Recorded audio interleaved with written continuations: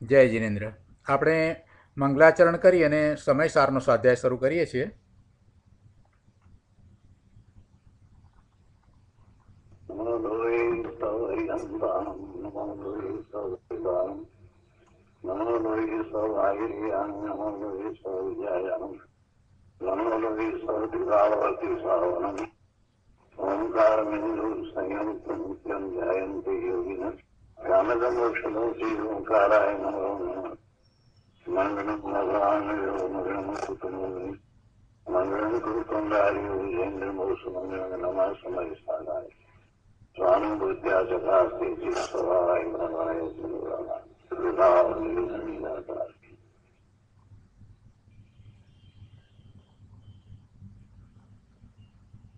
સમયસાર ભગવાન કુંકુંદાચાર્ય રચિત સમયસાર તથા ભગવાન અમૃતચંદ્રાચાર્ય રચિત આત્મખ્યાતિ ટીકા એનો સ્વાધ્યાય આપણે કરી રહ્યા છીએ. હવે આપણે નિજરા અધિકાર શરૂ કરીએ છીએ. છઠ્ઠો અધિકાર છે નિજરા અધિકાર. એમાં શરૂઆતમાં પંડિતજી કહે છે કે રાગાદિકના રોધથી નવો બંધ હણી સંત પૂર્વ ઉદયમાં સમ રહે નમુ નિર્જરાવંત. રાગાદિકના રોધથી નવો બંધ હણી, નવો બંધ પછી થતો જ નથી. રાગાદિક એટલે રાગ દ્વેષ મોહ, એનો નિરોધ થતાં આશ્રવ નથી અને બંધ નથી. અને પછી એ વખતે પૂર્વકર્મના ઉદય હોય તો પણ એમાં સમભાવ રહે છે, એટલે કે દ્રષ્ટાભાવ રહે છે. એમાં દ્રષ્ટાભાવ રહે છે.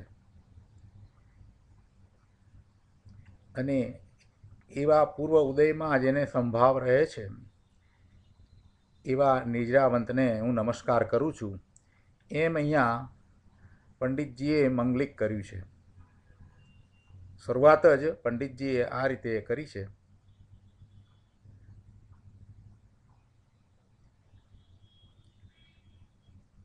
હવે આગળ અમૃતચંદ્રાચાર્ય ભગવાન કહે છે કે અથ પ્રવિશતિ નિર્જરા, એટલે ટીકાકાર અમૃતચંદ્રાચાર્ય ભગવાન શરૂઆતમાં જ કહે છે કે હવે નિર્જરા પ્રવેશ કરે છે. અહીં તત્વોનું નૃત્ય છે, તેથી જેમ નૃત્યના અખાડામાં નૃત્ય કરનાર સ્વાંગ ધારણ કરીને પ્રવેશ કરે છે, તેમ અહીં રંગભૂમિમાં નિર્જરાનો સ્વાંગ પ્રવેશ કરે છે. હવે સર્વ સ્વાંગને યથાર્થ જાણનારું જે સમ્યક જ્ઞાન છે તે મંગળરૂપ જાણીને આચાર્ય દેવ મંગળ અર્થે પ્રથમ તેને જ નિર્મળ જ્ઞાન જ્યોતિને જ પ્રગટ કરે છે.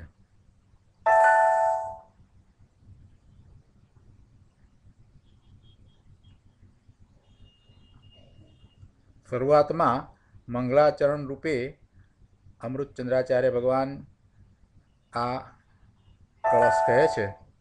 કળશ 133.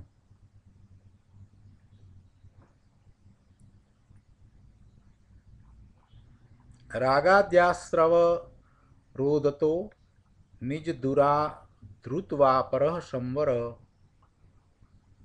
કર્માગામી સમસ્તમેવ ભરતો દુરાન્ની રુંદન સ્થિતિ પ્રાગબદ્ધમ તુ તદેવ દગ્ધુમ દુના વ્યાજૃંબતે નિર્જરા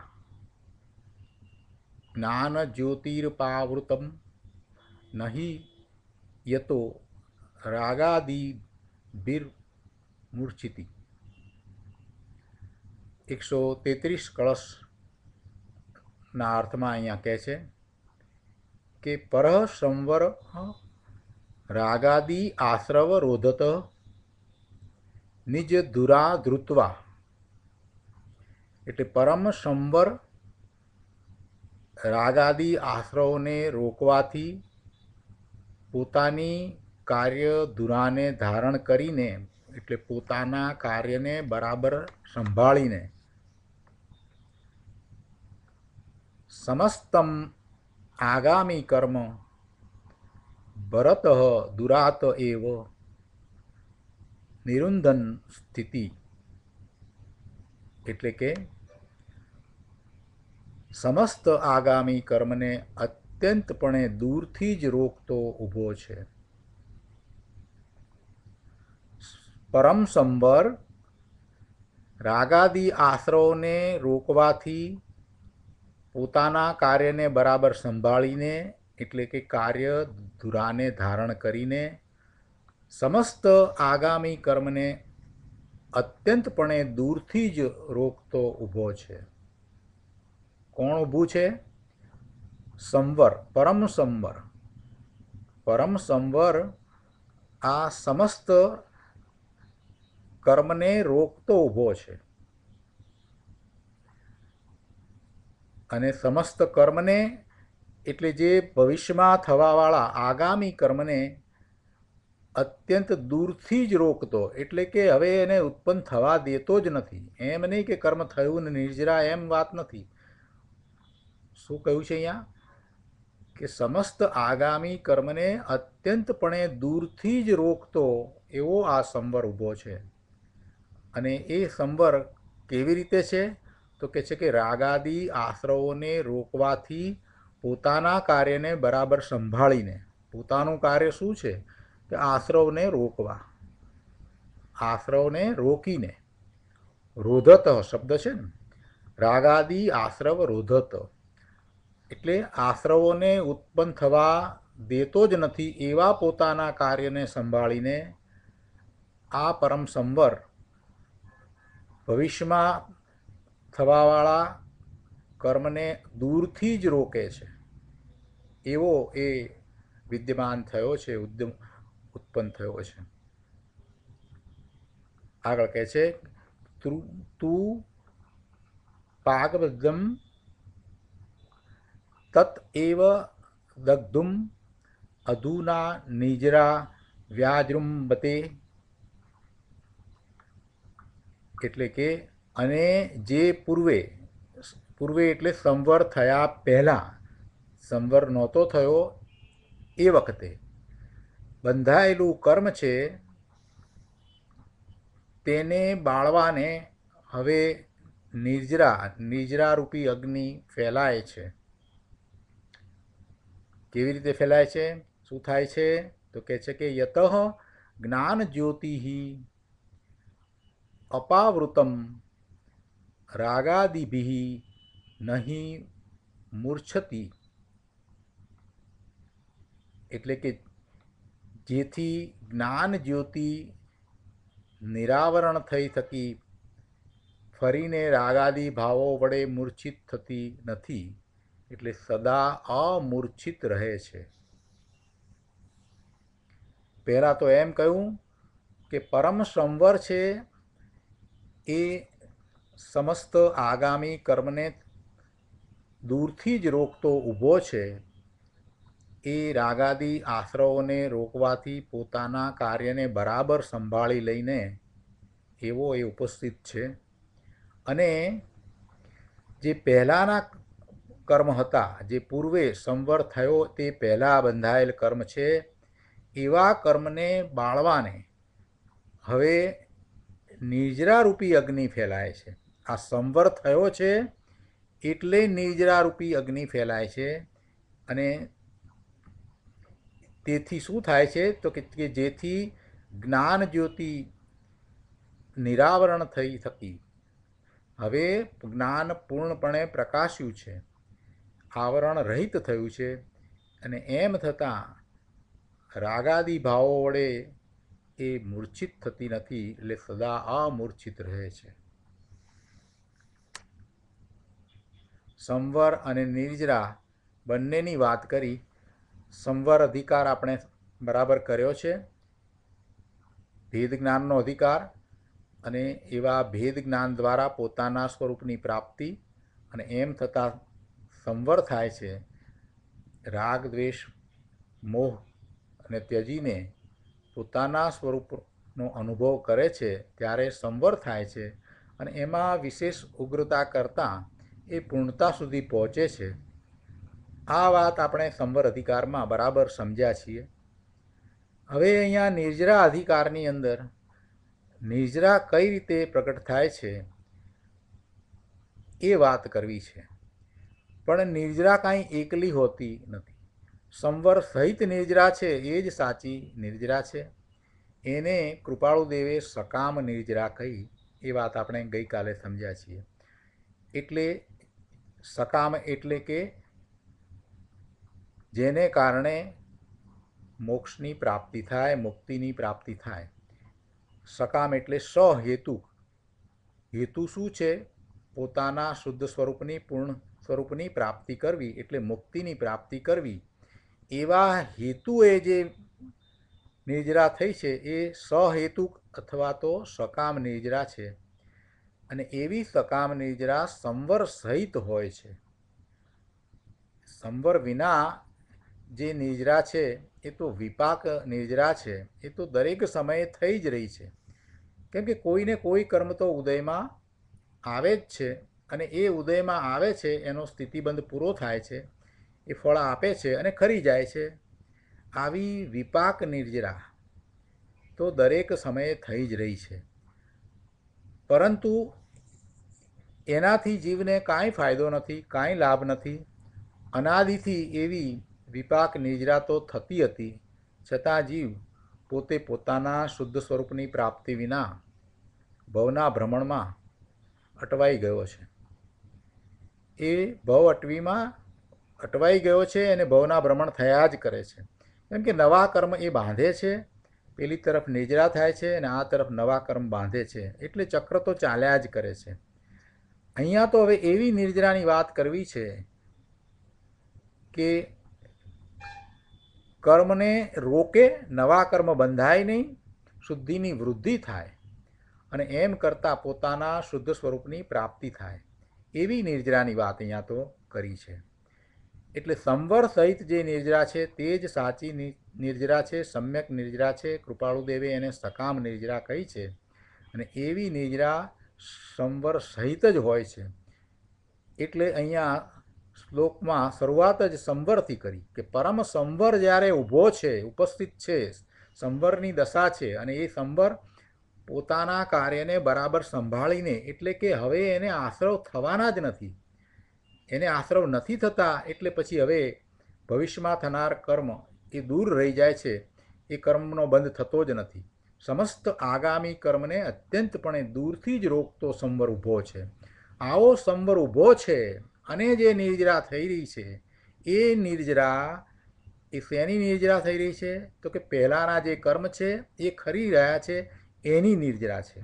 એટલે એમ કહ્યું કે જ્યારે આવો સંવર ઊભો છે ત્યારે તે વખતે જે પૂર્વે એટલે સંવર થયા પહેલાં બંધાયેલા કર્મ છે એને બાળનારી આ નિર્જરા છે. એટલે નિર્જરા રૂપી અગ્નિ ફેલાય છે.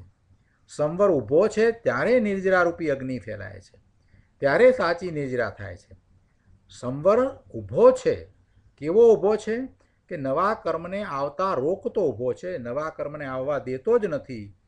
અને ત્યારે પૂર્વના જે બંધાયેલા કર્મ છે એ ખરી જાય છે.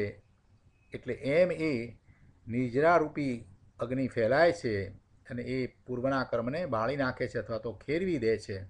અને એમ થતાં જે જ્ઞાન જ્યોત પ્રગટ થઈ છે એ જ્ઞાન જ્યોત હવે કેવી છે? તો કે એ હવે રાગાદી ભાવો વડે આચ્છાદિત થતી જ નથી, મૂર્છિત થતી જ નથી. રાગાદી ભાવો વડે મૂર્છિત થતી નથી. એવી એ જ્ઞાન જ્યોત પ્રગટ થઈ છે. શ્લોકની અંદર એક સાથે કેટલી બધી વાત કરી દીધી કે સંવર છે તો નિર્જરા છે ને સંવર સહિતની નિર્જરા છે એ જ સમ્યક નિર્જરા છે, સાચી નિર્જરા છે. એ જ હેતુ સહિતની નિર્જરા છે, એ જ મોક્ષ માર્ગ છે. અને એવો મોક્ષ માર્ગ જ્યારે થયો છે ત્યારે એ સંવરની દશામાં પોતે પોતાના સ્વરૂપનો અનુભવ કરે છે. એટલે સમ્યક જ્ઞાન, સમ્યક દર્શન, સમ્યક ચારિત્ર રૂપે પરિણમી જાય છે. અને એમ એ જ્ઞાન જ્યોત પ્રગટ થઈ છે અને એ જ્ઞાન જ્યોત હવે મૂર્છિત થતી નથી. બહુ સરસ વાત મૂકી છે. એક સાથે 3 વાત કરી દીધી. અમૃતચંદ્રાચાર્ય ભગવાનના કળશ હોય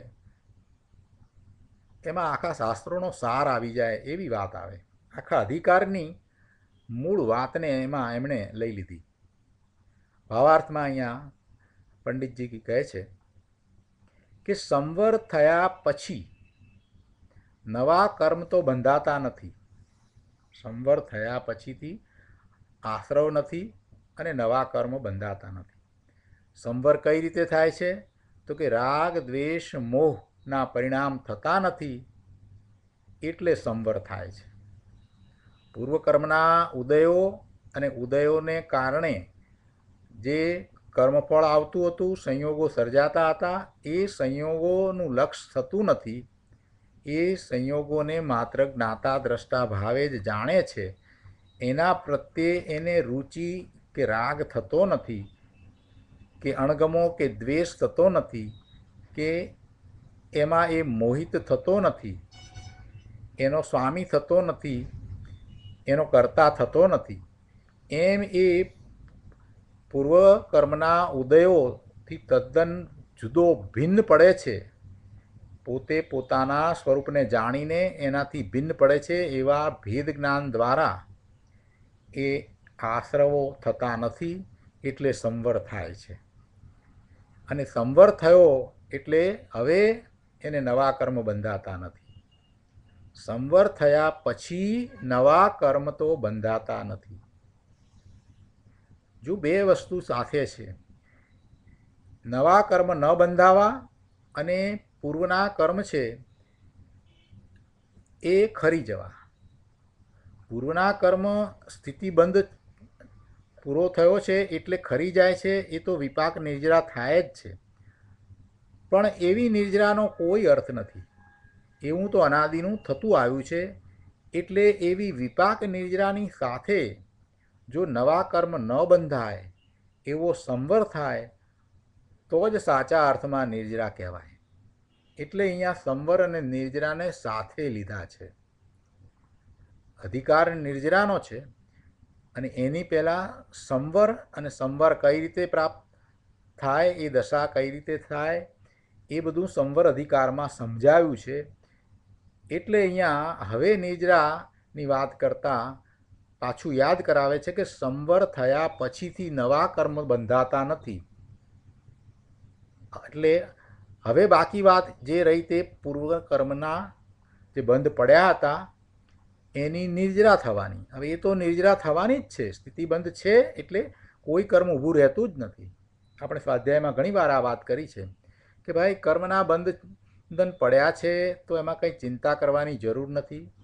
કર્મના બંધન છે અને એના ઉદય છે એટલે વિપરીત સંયોગોનો એને સામનો કરવો પડે, પ્રતિકૂળતાઓનો સામનો કરવો પડે એવું બને છે. પણ એવા બધામાં એને રોકાઈ રહેવાની જરૂર નથી. એ કોઈ કર્મ કાયમ બેસી રહેવાનું નથી. એનો ઉદય આવ્યો છે તો એનો જેટલો સ્થિતિબંધ છે ત્યાં સુધી જ એ ઉદયમાં રહેવાનું છે.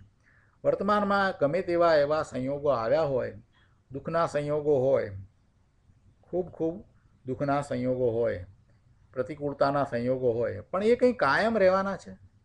એ કાયમ નથી રહેવાના. એ ચાલ્યા જવાના છે. કેમ કે એ કર્મના બંધના ઉદયને કારણે છે. અને એનો ઉદય આવ્યો જ છે તો એનો અર્થ જ એ છે કે હવે એ ઉદય પૂરો થતાં, એ સ્થિતિબંધ પૂરો થતાં હવે એ ખરી જશે. એટલે નિર્જરા તો નક્કી જ છે. એટલે કોઈ કર્મ છે એ બેસી રહેતું નથી. કોઈ કર્મ હંમેશને માટે શાશ્વત એનું કાર્ય કર્યા કરે એવું થતું જ નથી. એટલે કર્મથી કાંઈ ડરવાની, ભયભીત થવાની જરૂર નથી. પોતાના મૂળ સ્વરૂપને જાણી સમજી